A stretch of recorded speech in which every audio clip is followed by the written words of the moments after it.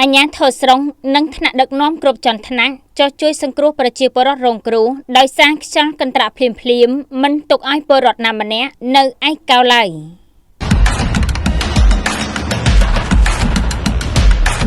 ខេត្តបន្ទាយមានជ័យស្រុកម៉ាឡៃចាប់តាំងពីថ្ងៃទី15រហូតដល់ថ្ងៃទី21ខែមេសាឆ្នាំ2026នេះស្រុកម៉ាឡៃបានរងគ្រោះដោយសារបាតុភូតធម្មជាតិខ្យល់កន្ត្រាក់លាយឡំជាមួយនឹងភ្លៀងធ្លាក់បណ្ដាលឲ្យផ្ទះសម្បែងរបស់ប្រជាពលរដ្ឋចំនួន49គ្រួសារក្នុងឃុំចំនួន2ឃុំបឹងបេងឃុំទួលពង្រ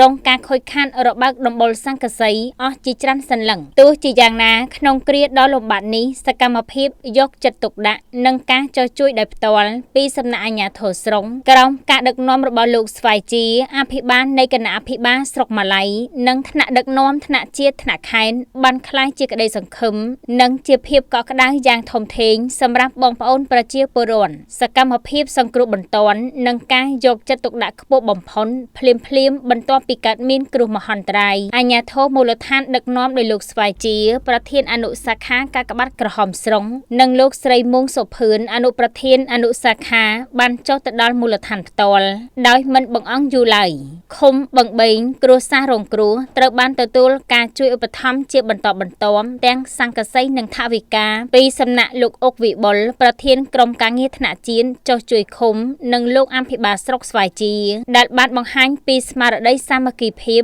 និងការទទួលខុសត្រូវខ្ពស់ឃុំទួលពង្រជាចំណុចដែលរងគ្រោះខ្លាំងជាងគេ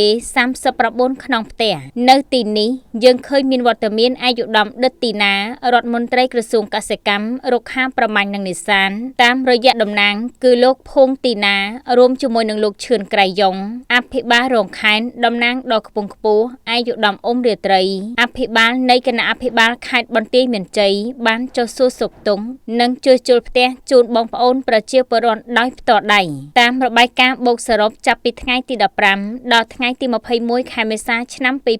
2026សកម្មភាពមនុស្សធម៌មានដូចជាការផ្ដល់ជំរងសង្កសីសរុបចំនួន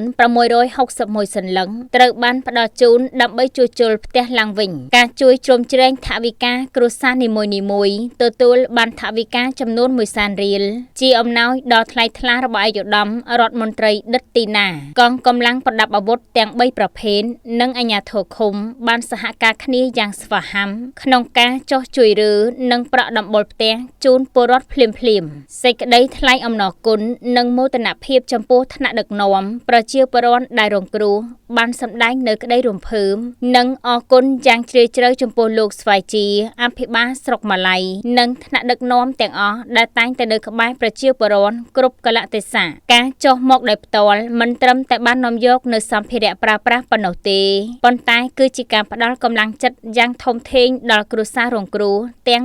240នាក់សកម្មភាពដ៏សកម្មនិងប្រកបដោយវិជ្ជាជីវៈរបស់អាជ្ញាធរស្រុកម៉ាឡៃនៅក្នុងសប្តាហ៍នៃគ្រោះមហន្តរាយនេះបានឆ្លុះបញ្ចាំងយ៉ាងច្បាស់ពីពាក្យស្លោកថាអាជ្ញាធរនៅក្បែររាស្ត្រដឹងសុខទុក្ខរាស្ត្រនិងដោះស្រាយបញ្ហារាស្ត្រនេះគឺជាគំរូដ៏ប្រពៃនៃការបម្រើប្រជាជនដោយបេះដូងនិងស្មារតីទទួលខុសត្រូវខ្ពស់បំផុតអត្ថបទដោយលោកសឿនហៀឡុង